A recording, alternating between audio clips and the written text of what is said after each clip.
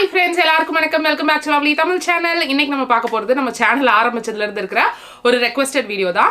Hair straightening எப்படி வீட்லயே பண்றது, ஸ்ட்ரைட்னர் வச்சு எப்படி வீட்லயே பண்றது அப்படிங்கற வீடியோ தான் இன்னைக்கு உங்களோட நான் ஷேர் பண்ணிக்க போறேன். நீங்க பார்க்கவே தெரியும் என்னோடது வந்து ஒரு curly hair, curly கொஞ்சம் dry frizzy-ஆன hair தான் என்னோடது. சோ நான் யூசுவலாவே வீட்ல வந்து ஸ்ட்ரைட்னிங் தான் பண்ணிக்குவேன். ஒன்ஸ் வந்து நான் ஸ்ட்ரைட் பண்ணிக்குவேன். அது எனக்கு ஒரு 4 days வரைக்கும் இருக்கிற மாதிரி தான் நான் ஸ்ட்ரைட் பண்ணுவேன்.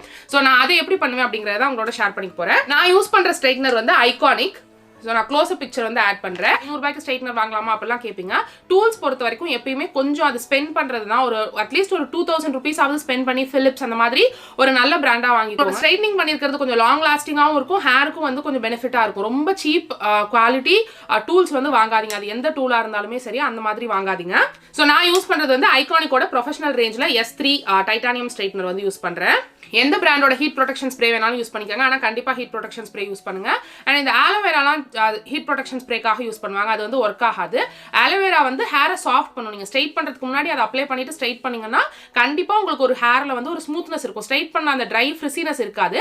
ஆனா அது வந்து ஹீட் ப்ரொடெக்ஷன்லாம் கொடுக்காது. ஸோ ஆலோவேரா வந்து நீங்க மாய்ஸ்சரைசிங்க்கு அப்ளை பண்ணிக்கலாம். ஹீட் ப்ரொடெக்ஷனுக்கு வந்து நீங்க ஹீட் ப்ரொடெக்ஷன் ஸ்ப்ரே தான் யூஸ் பண்ணணும். இல்லாட்டி ஹீட் ப்ரொடெக்ஷனுக்கு இந்த மாதிரி க்ரீம்ஸ் எல்லாம் வருதுல. இப்போ பேண்டீன்ல வந்து இது வந்து ஓப்பன் ஹேர் மிராக்கிள் அப்படின்னு சொல்லிட்டு ஆயில் ரிப்ளேஸ்மெண்ட் அந்த மாதிரி இதுவும் வந்து நீங்க ஸ்டைலிங்க்கு யூஸ் பண்ணலாம். ஹீட் ப்ரொடெக்ஷனுக்கு ஹீட் ப்ரொடெக்டன்ட்டா இதுல யூஸ் பண்ணலாம்னு போட்டுருப்பாங்க. ப்ரொடெக்ஷனுக்கு இருக்கிற ஒரு இதை வந்து நீங்க அப்ளை பண்ணிக்கோங்க. அது ஸ்ப்ரே ஆர் வந்து இந்த மாதிரி டியூப் ஃபார்ம் எதுல இருந்துச்சுனாலும் க்ரீம் ஃபார்ம் எதுல இருந்துச்சுனாலும் அதை யூஸ் பண்ணிக்கோங்க. நான் வந்து ரெண்டுமே யூஸ் பண்ணுவேன். இது வந்து ஹீட் ப்ரொடெக்ஷனுக்கு யூஸ் பண்ணுவேன். இது வந்து பேண்டீன் அப்ளை பண்ணல. இந்த ஆலோவேரா ஜெல் அப்ளை பண்ணோம்னா எப்படி ஒரு ஸ்மூத்னஸ் இருக்குமோ அதே மாதிரி இப்போ வந்து நீங்க பாத்தீங்கன்னா தெரியும் கொஞ்சம் ட்ரையா தான் இருக்கு என் ஹேர். என்னோட ஹேரோட டென்சிட்டி எல்லாம் இந்த லாஸ்ட் 1 yearல ரொம்ப குறைஞ்சிருச்சு. ஸோ ரொம்ப கம்மியான ஹேர் தான் எனக்கு இருக்கு. எனக்கு இருக்கிற ஹேர் இப்போ இவ்வளோ தான். இதை தான் நான் வந்து ஸ்டைல் பண்றேன். அப்புறம் ஒரு சீப்பு, எந்த சீப்பு வேணாலும் எடுத்துக்கோங்க. நான் ஏற்கனவே ஹேரை வந்து சிக் எடுத்து வச்சிருக்கேன். நான் வந்து ஹீட் ப்ரொடெக்ஷன் ஸ்ப்ரே வந்து அடிச்சுக்க போறேன். நல்லா எல்லா இடமும் படுற மாதிரி அடிச்சு விடுங்க. இங்க நான் ஹீட் ப்ரொடெக்ஷன் ஸ்ப்ரே அடிக்கிறதுக்குள்ள ஸ்ட்ரைட்னரை ஸ்டார்ட் பண்ணிட்டு டெம்பரேச்சர் செட் பண்ணிக்கோங்க. நான் 230ல வச்சிருக்கேன். ஹீட் ப்ரொடெக்ஷன் ஸ்ப்ரே நான் போட்டுட்டேன். இருந்தாலும் நான் வந்து பேண்டீனோட இந்த ஆயில் ரிப்ளேஸ்மெண்ட் எடுத்துக்கிறேன். இந்த அளவு எடுத்துக்கிறேன் என் ஹேருக்கு. இது ஹீட் ப்ரொடெக்ஷனுக்கு தானே கொடுத்துருக்காங்க அப்படின்னு ரொம்பவும் அப்ளை பண்ணக்கூடாது. ரொம்ப அப்ளை பண்ணீங்கன்னா ஒரு மாதிரி திருவிக்கிட்டு அப்படியே திப்பியா நிற்கும்ல, அந்த மாதிரி ஆயிடும். நல்லா ஃப்ளோயா லூஸ் ஹேரா இருக்காது. ஸோ அதனால அளவான அளவு அப்ளை பண்ணுங்க. இது வந்து டாப் டு பாட்டம் ரூட்ல இருந்து அப்ளை பண்ணலாம். இது வந்து ஒரு ஹேர் மாஸ்க். இந்த ஆயில் ரிப்ளேஸ்மெண்ட்டை நீங்க ஹேர் மாஸ்காவும் அப்ளை பண்ணலாம். ஸோ ரூட்ல இருந்து நீங்க அப்ளை பண்ணலாம். இது இன்னைக்கு நான் காட்டுற எந்த ப்ராடக்ட்டும் ஸ்பான்சரோ கொலாபரேஷனோ கிடையாது. நான் என்ன யூஸ்வலா யூஸ் பண்றேன் எப்படி பண்றேங்கிறத உங்களோட ஷேர் பண்ணிக்கிறேன், அவ்வளவுதான். இப்பதான் நம்மளோட ஹேர் வந்து ஸ்ட்ரைட் பண்றதுக்கு தயாரா இருக்கு. நீங்க ஹேர் ஸ்ட்ரைட்னர் வாங்கிட்டீங்க அப்படின்னா கண்டிப்பா முதல்ல ஹீட் ப்ரொடெக்ஷன் ஸ்ப்ரே ஆர் இந்த மாதிரி க்ரீம் ஏதாவது ஒன்று வாங்கிக்கோங்க. ரெண்டுமே அப்ளை பண்ணணும் அவசியம் இல்லை, ஏதாவது ஒன்று போதும். இப்போ இந்த காது டு இந்த காதுல இருக்கிற முடியை அப்படியே எடுத்துருங்க. எடுத்து அது ஒரு குட்டி கொண்டையா போட்டு வச்சுக்கோங்க. இங்க வந்து உங்களுக்கு கொண்டை நிக்காது அப்படின்னா இங்க வந்து நீங்க ஒரு ஹேர் கிளிப் குத்திடலாம். எனக்கு வந்து அது நிற்கும், அதனால நான் அப்படியே விட்டுறேன். இப்போ இந்த ஸ்டெப் எடுக்கிறோம்ல, இது வந்து உங்களுக்கு எவ்வளோ முடி இருக்குங்கிறத பொறுத்து தான் இருக்கு. இதே ஒரு 1 year முன்னாலாம் என்ன கேட்டிருந்தீங்கன்னா இன்னும் 2 பாகம் நான் பிரிப்பேன். இங்கேருந்து இங்கே க்ரௌனுக்கு ஒன்று, இங்கேருந்து இங்கே ஒன்று, இங்கேருந்து இங்கே ஒன்றுன்னு பிரிச்சிருப்பேன். உங்களோட ஹேரோட டென்சிட்டி, உங்களோட ஹேரோட அடர்த்தி எவ்வளோ இருக்கோ அதை பொறுத்து தான் நீங்கள் எத்தனை ஹேர் பார்ட் பிரிக்கிறீங்க அப்படிங்கிறது. ஸோ நான் இந்த காதுலேருந்து இந்த காது வரைக்கும் எடுத்து இந்த க்ரௌன் ஏரியாவை இதை அப்படியே எடுத்து வச்சிட்டேன். நெக்ஸ்ட் இவ்வளோ ஹேர் வேண்டாம். கொஞ்சம் பார்ட்டிஷனாக பண்ணுறப்போ தான் அது வந்து உங்களுக்கு கரெக்டாக ஸ்ட்ரைட் ஆகும். அதே மாதிரி அது ஒரு 3-4 டேஸ்க்கு நல்ல ஸ்டேபிளாகவும் இருக்கும். ஜஸ்ட் இந்த காதுலேருந்து காது எடுத்தோம்ல, அதே மாதிரி அதுக்கு கீழே கொஞ்சம் எடுத்துக்கிறேன். எடுத்து அதையும் நீங்க கொண்டை போட்டுடலாம். கொண்டையோட கொண்டையா சுத்திடலாம். சுத்திட்டு எக்ஸஸா இருக்கிற ஹேரை நான் இந்த மாதிரி எடுத்து முன்னாடி போட்டுக்கிறேன். இது இந்த மாதிரி எடுத்து முன்னாடி போட்டாச்சு. ஒரு தடவை சீவி விட்டுருங்க. சீப்பை எந்த கை உங்களுக்கு கம்ஃபர்டபுளா இருக்கோ அந்த கையில வச்சுக்கோங்க. எனக்கு வந்து லெஃப்ட் ஹேண்ட் கம்ஃபர்டபுளா இருக்கும், ரைட் ஹேண்ட் தான் ஸ்ட்ரைட்னர் இருக்கு. ஸோ இந்த மாதிரி வச்சுட்டு இந்த க்ளோஸ் இருக்குல்ல இது வரைக்கும் போகணும். சில பேர் இங்க இருந்து ஸ்ட்ரைட் பண்ணுவாங்க. நார்மல் வேவி ஹேர் இருக்கிறவங்களுக்கு நார்மல் ஹேரை லைட்டா ஸ்ட்ரைட் பண்ணுங்கிறதுக்கெல்லாம் அது ஓகே. பட் நீ இந்த மாதிரி கேர்லியா இருக்கையில அப்படி பண்ணீங்கன்னா அந்த கார்னர்ல மட்டும் அது தூக்கிக்கிட்டு இப்படி ஒரு மாதிரி அசிங்கமா தெரியும். சுட்டுக்காதீங்க. ஸோ இந்த மாதிரி ஹெவில இருந்து வாங்க.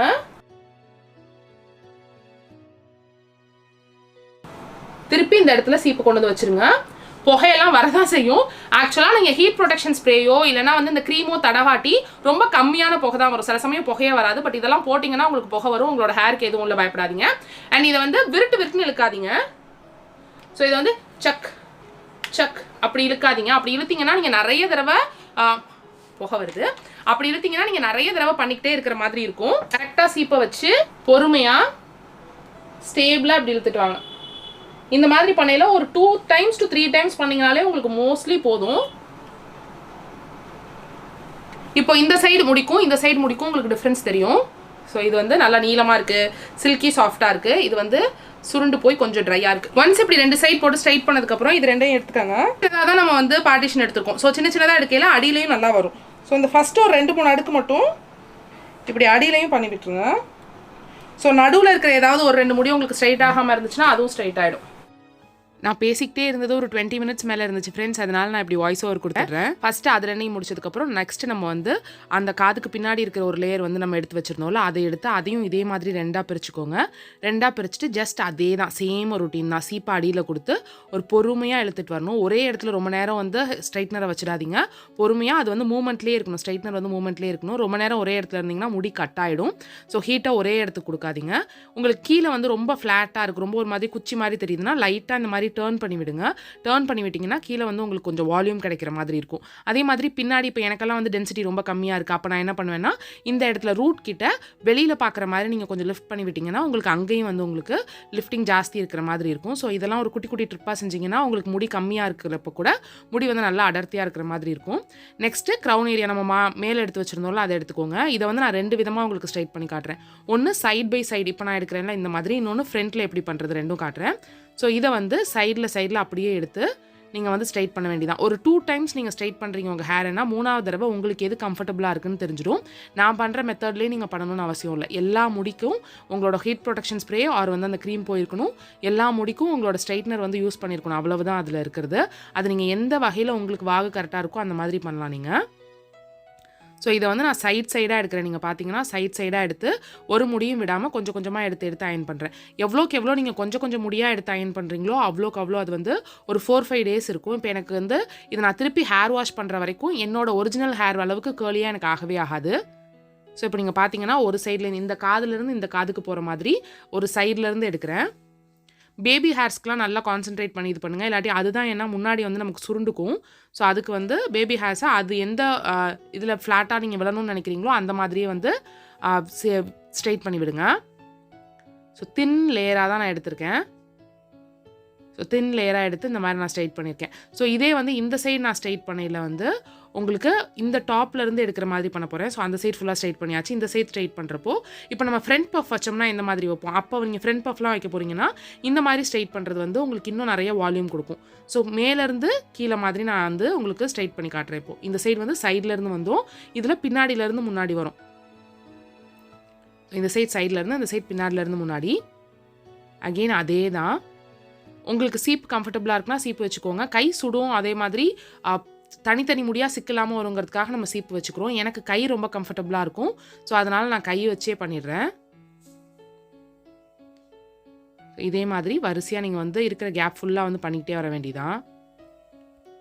ஸோ இது நீங்கள் ஃப்ரண்ட் பேங்க்ஸ் விட போகிறீங்க, சைட் பேங்க்ஸ் விட போகிறீங்கன்னா சைடில் வந்து திருப்பி ஸ்ட்ரைட் பண்ணுங்கள். ஃப்ரண்ட் பஃப் குத்த போகிறீங்கன்னா இந்த மாதிரி இது பண்ணுங்கள். நான் அதை வந்து கடைசியாக வந்து செஞ்சும் காமிச்சிருக்கேன் உங்களுக்கு. ஸோ பேபி ஹேர்ஸ் எல்லாத்தையும் ஒரு தடவை நல்லா சீவிக்கிட்டு அதுக்கப்புறம் ஸ்ட்ரைட் பண்ணுங்கள்.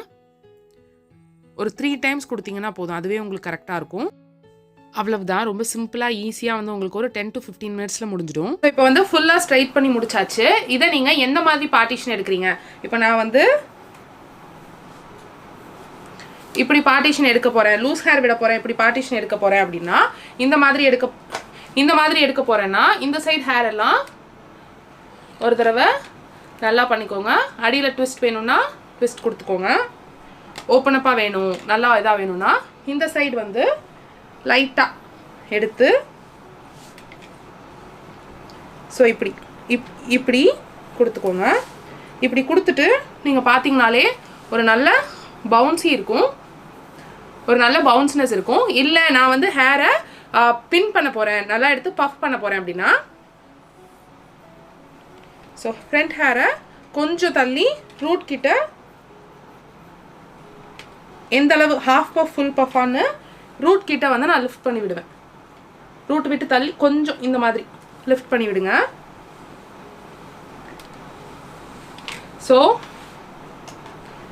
லிஃப்ட் பண்ணி விட்டுட்டு ஜஸ்ட் நீங்கள் அதை லைட்டாக கோம் பண்ணிங்கனாலே போதும். கோம் பண்ணிவிட்டு பின் வச்சு செக்யூர் பண்ணிடலாம். ஸ்ட்ரைட் பண்ணிட்டு நீங்க அதை எப்படி ஸ்டைல் பண்ண போறீங்களோ அந்த மாதிரி கடைசியா மட்டும் அதை வந்து ஸ்டைல் பண்ணிக்கிட்டீங்கன்னா ரொம்ப நல்லா இருக்கும். இல்லாட்டி அப்படியே ஃபிளாட்டா லே ஆகிற மாதிரி இருக்கும். உங்களுக்கு இந்த வீடியோ யூஸ்ஃபுல்லா இருந்திருக்கும் அப்படின்னு நினைக்கிறேன் ஃப்ரெண்ட்ஸ். இந்த வீடியோ பிடிச்சிருந்துச்சுன்னா கீழ இருக்க லைக் பட்டனை கிளிக் பண்ணி லைக் பண்ணுங்க. உங்க ஃப்ரெண்ட்ஸ் அண்ட் ஃபேமிலியோட இந்த வீடியோ ஷேர் பண்ணிக்கோங்க. உங்களுக்கு இன்னும் என்னென்ன மாதிரியான பியூட்டி வீடியோஸ் வேணும்னு கீழ கமெண்ட் செக்ஷன்ல சொல்லுங்க. இந்த மாதிரி உங்களுக்கு வீடியோஸ் பிடிச்சிருந்துச்சுன்னா ப்ளீஸ் கீழ இருக்க லைக் பட்டனை கிளிக் பண்ணி லைக் பண்ணுங்க. அது எனக்கு ரொம்ப ஹாப்பியா இருக்கும். இந்த மாதிரி இன்னும் நிறைய வீடியோஸ் பண்ணணும் அப்படின்னு எனக்கு ஆசையா இருக்கும். இவ்வளவு நேரம் டைம் ஸ்பெண்ட் பண்ணி இந்த வீடியோ பார்த்ததுக்கு ரொம்ப ரொம்ப ரொம்ப தேங்க்ஸ் ஃப்ரெண்ட்ஸ். உங்களுக்கு இந்த வீடியோ பிடிச்சிருக்கும் அப்படின்னு நினைக்கிறேன். யூஸ்ஃபுல்லா இருந்திருக்கும் அப்படின்னு நினைக்கிறேன். And thank you so much for watching. Have a nice day. Bye bye.